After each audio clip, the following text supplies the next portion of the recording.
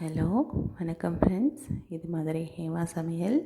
இன்றைக்கி நம்ம பார்க்க போகிறது ஒரு சிம்பிள் ஸ்நாக்ஸ் தான், கலாட்டா கார பிஸ்கட். ஏன்னா இது மாவு பிசையும் போது வீடியோ எடுக்கவே இல்லை. பிஸ்கெட் போட ஃபுல்லாக கலாட்டாவாக தான் இருந்துச்சு. அதனால் இது பேர் கலாட்டா கார பிஸ்கட்னு வச்சுருக்கோம். இது ஒன்றுமே இல்லை, வெறும் மைதா, தனி மிளகாய்த்தூள், கரம் மசாலாத்தூள், சீரகத்தூள், மிளகுத்தூள், உப்பு, சாட் மசாலா, இது மட்டும்தான் சேர்த்துருக்கோம். இது எல்லாமே நம்ம ப்ரிஃபர் பண்ணுற அளவுக்கு மட்டும்தான், நமக்கு தேவையான அளவு மட்டும்தான் இது எடுத்துக்க போகிறோம். நான் 1 கிலோ மைதா மாவுக்கு எனக்கு தேவையான அளவு காரம் சேர்த்து இந்த பிஸ்கெட் தயார் பண்ணியிருக்கேன்.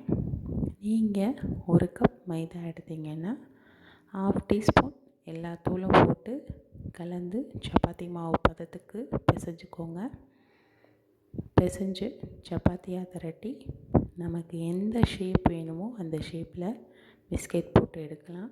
டைமண்ட் போடலாம், சர்க்கிள் போடலாம், என்ன ஷேப் வேணுமோ போட்டு எடுத்தோம்னாலும் இந்த பிஸ்கெட் வரும், ஒட்டாமல் வரும். மைதாவை கவுண்டர் டாப்பில் தெளிச்சுட்டு இந்த பிஸ்கெட் ரெடி பண்ணுங்கள். ரொம்ப ஈஸியான செய்யக்கூடிய ஒரு ஸ்நாக், 10 நிமிஷத்தில் செஞ்சிடலாம். இந்த லாக்டவுன் பீரியடில் நம்மளால் வெளியே போய் எந்த ஸ்நாக்ஸும் வாங்க முடியாது. அதனால் குழந்தைங்களுக்கு வீட்டில் இருந்தே செஞ்சு கொடுக்கக்கூடிய ஒரு ஈஸியான மொறுமொறுப்பான ஸ்நாக்ஸ் இது. எங்களுக்கு 4 நாள் தாங்குச்சு அந்த ஸ்நாக்ஸு. நாங்கள் 4 நாள் வச்சு சாப்பிட்டோம். அதே கிறிஸ்பியாக அதே டேஸ்ட்டோடு ரொம்ப நல்லா இருந்துச்சு. நீங்களும் உங்கள் வீட்டில் கண்டிப்பாக இந்த ஸ்நாக்ஸை செஞ்சு பாருங்கள். யாரோட ஹெல்ப்போடு இந்த ஸ்நாக்ஸ் செய்யுங்க. ஒருத்தவங்க மாவு பிணைஞ்சு அதை கட் பண்ணி கொடுத்தாங்கன்னா நம்ம எண்ணெயில் போட்டு எடுக்கிறதுக்கு ரொம்ப ஈஸியாக இருக்கும். கண்டிப்பாக இதை உங்கள் குழந்தைங்களுக்கு செஞ்சு கொடுங்க.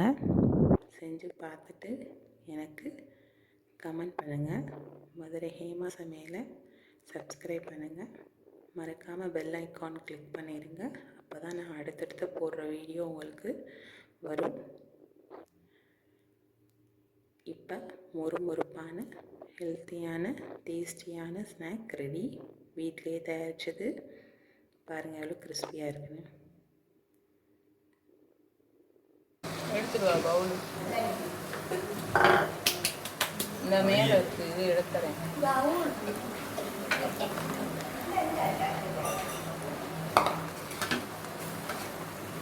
That's it.